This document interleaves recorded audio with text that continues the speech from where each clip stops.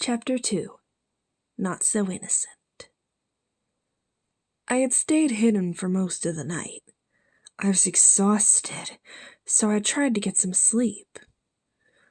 When I awoke and came out of hiding, I noticed that it was the next day, but once again it was close to closing time.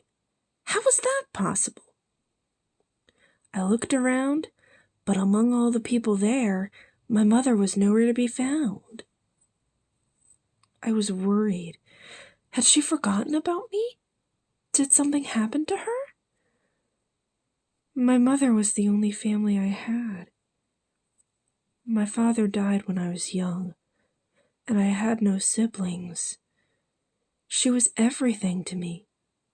I had to get out of there. Somehow. I slowly made my way through the park when I noticed Susie's snack time near the carousel. "Susie! Susie!" a voice called out. It was a little boy. He seemed excited. Susie approached him. "Hi there," she said sweetly. "I hope you enjoyed your stay." She then handed him a lollipop.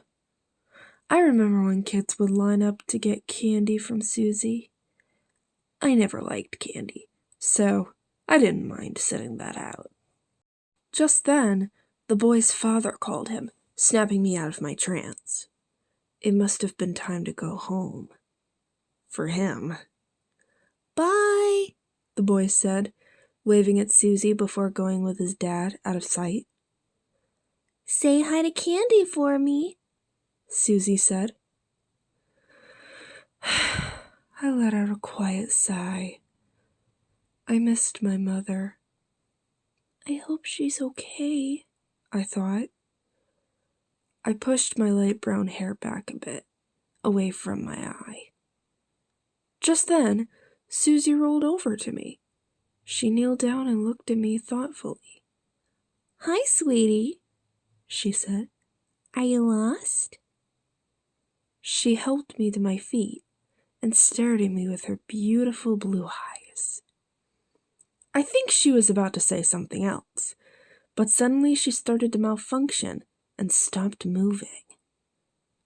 "Susie, are you okay?" I asked, concerned. Susie looked up again, her eyes glowing that creepy red.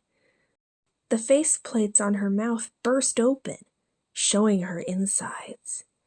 "Stay back," she sputtered. I suddenly felt cold, even in my purple sweater. I reached out to her, wanting to see what was wrong.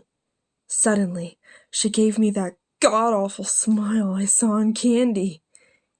"Shit," I thought. "Not her too." I tried to back away, but she grabbed me. I screamed for help, but everyone was leaving. How could I get so unlucky? Before she could do anything else, I saw something fly towards her. I couldn't tell what it was, but it seemed to go right into her neck. She collapsed to the ground and shut down. I looked around. Nobody was there. I wiped my eyes, clearing my vision. Who could have done that? I assumed that whoever did was trying to save me. I tried to open the door, but again, it was locked from the outside. It seemed as though I had to once again find a place to stay for the night. I didn't know how long this would go on for. Surely I would get out soon, right? I hoped so. I also needed to stay far away from the robots. They were not to be trusted. Even me, at 5 years old, knew that for a fact. What the fuck could I possibly do to stop this? Or escape? All that went through my head at the time was the first time my parents ever took me to Kandyland, when I was barely a year old. So much magic, so much laughter. I couldn't process how much things had changed in just 4 years. Suddenly, I realized something. I can't leave. Not until I find out what the hell is going on with the mascots. Was the same thing wrong with Tukey? And Mr. Smiles? There was only one way to find out. To be continued next time.